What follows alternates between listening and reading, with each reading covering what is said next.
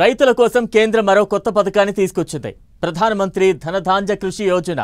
ఈ పథకంతో రైతులకు సేద్యాన్ని మరింత సులభతరం చేయడమే కేంద్ర లక్ష్యం. సౌకర్యాలను పెంచి ఉత్పాదకతను పెరిగేలా చేసి రుణాల నుంచి పంట మార్కెటింగ్ వరకు అన్నింటా కేంద్రం చేదుడు బాదుడుగా నిలవనుంది. అంతేకాదు దిగుమతులపై ఆధారపడకుండా పంటల సాగును పెంచాలని ప్రధాని మోదీ ఈ సందర్భంగా రైతులకు సూచనలు చేశారు.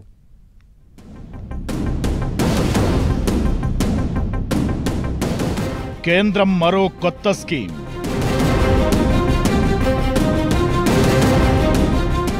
ధనధాన్య కృషి యోజన. దిగుమతులపై ఆధారపడొద్దు, ఆ పంట సాగును పెంచండి. మోదీ. దీపావళికి ముందు దేశ రైతులకు భారత ప్రధాని నరేంద్ర మోదీ గుడ్ న్యూస్ చెప్పారు. 24,000 కోట్ల రూపాయలతో ప్రధానమంత్రి ధన్ ధాన్య కృషి యోజన పథకాన్ని గ్రాండ్ గా ప్రారంభించారు. ప్రతి పొలానికి నీటిపారుదల సౌకర్యాలను అందించడం, ఉత్పాదకతను పెంచడం, రైతులకు సులభమైన రుణ సౌకర్యాలు, మార్కెటింగ్ కల్పించడం ఈ పథకం ముఖ్య ఉద్దేశం.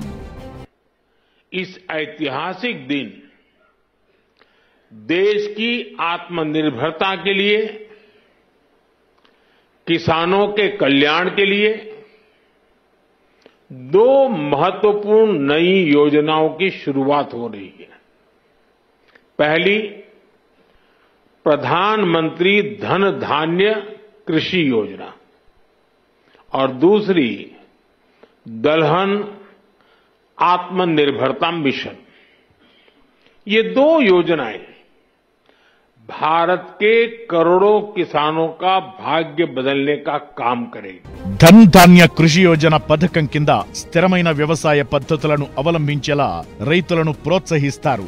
ఈ స్కీమ్ పరిధిలోకి 100 జిల్లాలను ఎంపిక చేసి అందులో రైతుల వ్యవసాయం, నీటిపారుదల, ఉత్పాదకత, మార్కెటింగ్ ఇలా ప్రతి అంశంలో ప్రభుత్వం చొరవ చూపుతుంది. వ్యవసాయ అభివృద్ధికి కావలసినంత సహకారం అందిస్తుంది.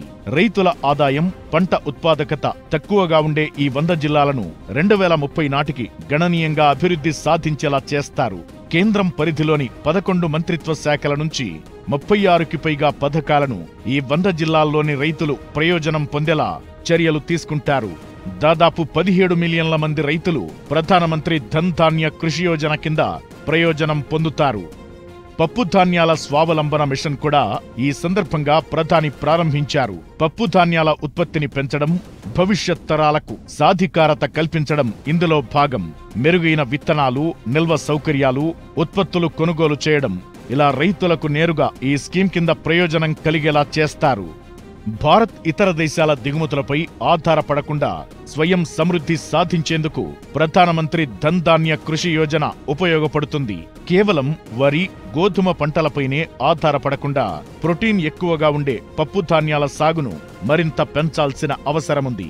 దేశ అవసరాలతో పాటు ప్రపంచ మార్కెట్లకు ఎగుమతి చేసేలా, వాణిజ్య పంటలను పండించేలా రైతులకు సౌకర్యాలు, సహకారం కేంద్రం అందిస్తుంది.